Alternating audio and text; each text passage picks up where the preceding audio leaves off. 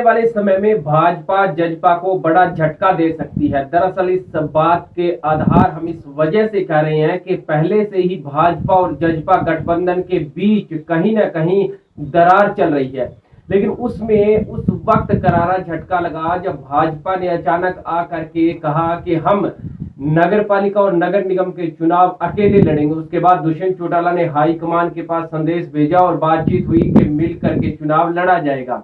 लेकिन अब उस वक्त किसकी वजह से अकेले लड़ने का चुनाव भाजपा ने फैसला किया था? आपको बता दें, चौधरी बीरेंद्र सिंह भाजपा के केंद्र में मंत्री रह चुके हैं और हरियाणा के कद्दावर नेता हैं और उनके बेटे बीजेपी की टिकट पर हिसार से सांसद भी हैं।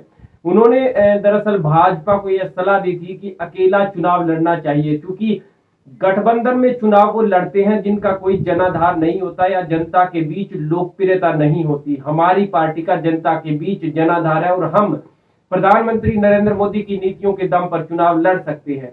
और तब भाजपा के प्रदेश अध्यक्ष ओम प्रकाश धनखड़ ने ऐलान किया कि भाजपा किसी के साथ नहीं बल्कि अकेले चुनाव लड़ेगी।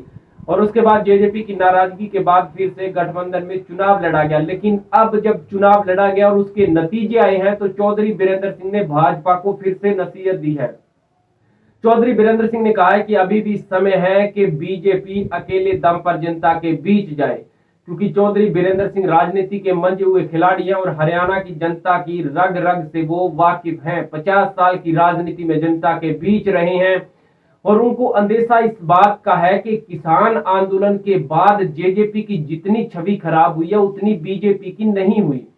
हालांकि बीजेपी के खिलाफ लोग जरूर थे, लेकिन जनता ने जेजेपी को भाजपा कांग्रेस के विकल्प के रूप में चुना था और उसी दुष्यंत चौटाला और जेजेपी ने बीजेपी के साथ गठबंधन करके हरियाणा की जनता के साथ छल करने का काम किया, जैसा जनता लगातार कहती है।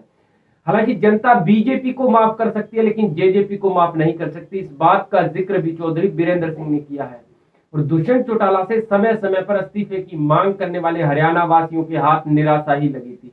लेकिन अब पहला मौका था जब चुनाव में भाजपा और जजपा एक साथ चुनाव लड़ रहे थे।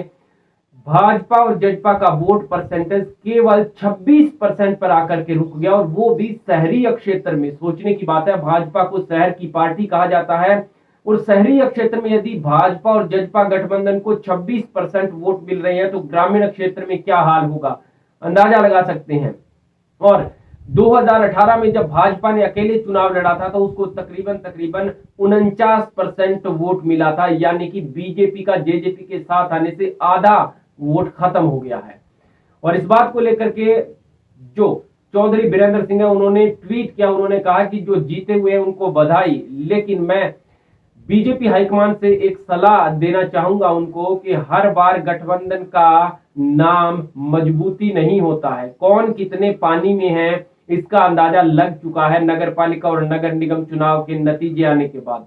जो बात मैंने पहले आपसे कही थी उस बात पर गौर जरूर करना और 2024 की तैयारियों के लिए जो बात मैंने सुझाई है उसी के दम पर भाजपा को अकेले चलना होगा, अन्यथा भाजपा सत्ता में नहीं लौट सकती है। आप क्या सोचते हैं इस पूरे घटनाक्रम पर? कमेंट बॉक्स में अपनी अहम राय अवश्य दें।